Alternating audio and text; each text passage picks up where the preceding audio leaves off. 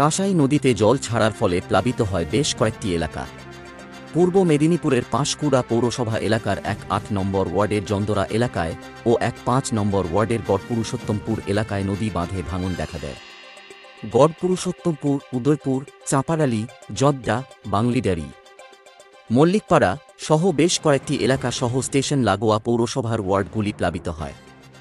গড়পুরুষোত্তমপুর এলাকায় কংসাবতী নদীর জলের স্রোতে ঢালাই রাস্তার বাঁধ ভেঙে প্লাবিত হয় পুরো এলাকা।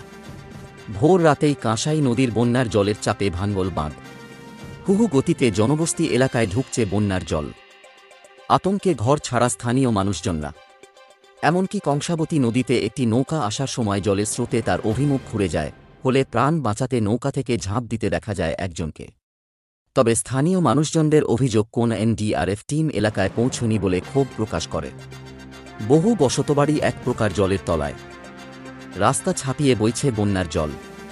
পাঁশকুড়ার নস্করদিঘিতে বসতবাড়ি সহ জানাবার মাইশোরা সহ বিভিন্ন এলাকায় চাষের জমি প্লাবিত।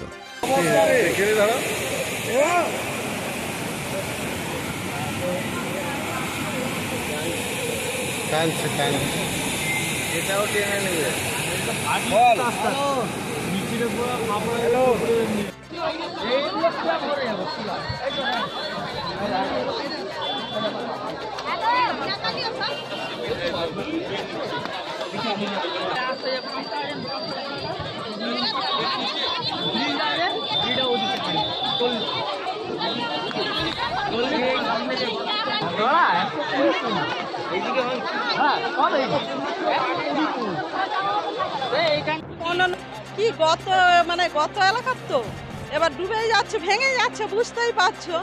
এবার কিছু সাহায্য পেলে ভালোই হবে। কেন জল তো বেড়ানোর চেষ্টাও নেই, কেন চারদিকে ঘেরা আছে। এবার মানুষ যা কি খাবে এইটাই এখন ভাবনা পড়ে। এইটা কটা তখন না 3:30 এরকমই হয় না, কিছুটা বার করানো হয়নি, কিছুটা পাইছি, কিছুটা গেছে।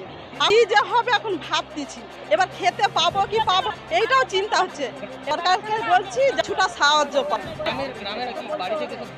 না, কিছু লোক আছে, কিছু লোক বেরিয়ে গেছে। এবার ভাবছি ভাবনা এবার কিছু লোক রয়ে গেছে, কেন না কোনো কিছু হেল্প নেই, কি যে হবে তাও ঠিক নেই। এবার বলছি যেন সাহায্যটা পাই আমরা, ঠিক আছে? যদি পাই আরো ভালো হবে। পূর্ণিমা মান্না।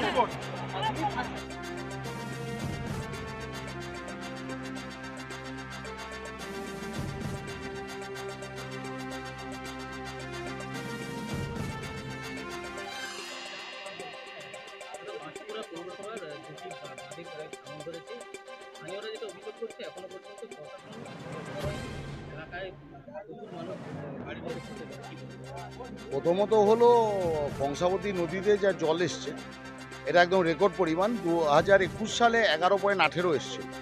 কালকে যখন ভোরবেলা আজকে বাঁধ ভাঙে তখন 11.38, এবং প্রচুর কংসাবতীর এম্বাঙ্কমেন্ট দিয়ে ওভারফ্লো হচ্ছিল।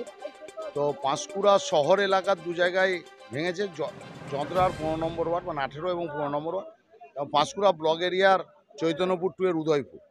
তো ইরিগেশন দপ্তর পরশু থেকেই আছে, কালকেও সারা রাত ছিল, আজকেও আছে। এবং প্রশাসনিকভাবে যে সবথেকে বড় কথা, 15 নম্বর ওয়ার্ডে যেভাবে জল জমছে, ইতিমধ্যে রাজ্য সরকার এনডিআরএফ টিম নামিয়েছে। 18 এবং 15 নম্বরে যারা আটকে আছে, আমাদের প্রথম এবং প্রধান লক্ষ্য হচ্ছে এখন যারা আটকে আছে তাদেরকে উদ্ধার করে নিরাপদ স্থানে নিয়ে যাওয়া। মানুষকে নিরাপদ স্থানে পৌঁছে দেওয়াটা এখন হচ্ছে প্রশাসনের প্রথম কাজ। সেই কাজে ইতিমধ্যে সকাল থেকে নেমে গেছে। এসডিও তমলুক ইতিমধ্যে পাঁশকুড়ায় আছে, ডিএম আসছে, এনডিআরএফের সচিব আসছে। তো প্রশাসন তৎপর আছে, সাধারণ মানুষের পাশে, সর্বস্তরের মানুষের পাশে থাকা এখন প্রশাসন আছে।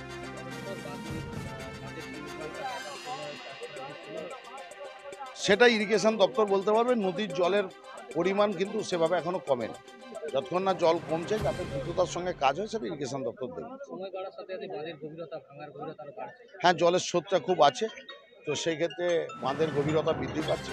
ইরিগেশন দপ্তরও আছে, তারাও বিভিন্নভাবে চেষ্টা করছে, এবং খুব তাড়াতাড়ি প্রশাসন এই বাঁধের মেরামতির কাজ শুরু করছে।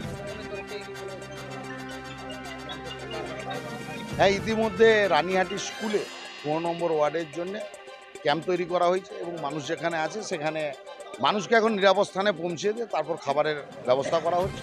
এবং জর্দার আমাদের 18 নম্বর ওয়ার্ডে যেটা হয়েছে জাঁদরা, সেখানেও হচ্ছে, উদয়পুরেও হচ্ছে। মানুষকে নিরাপদ স্থানে পৌঁছে দিয়ে তাদের সঙ্গে সরকারি সমস্ত স্তরে সহযোগিতা করা প্রশাসন এখন করছে।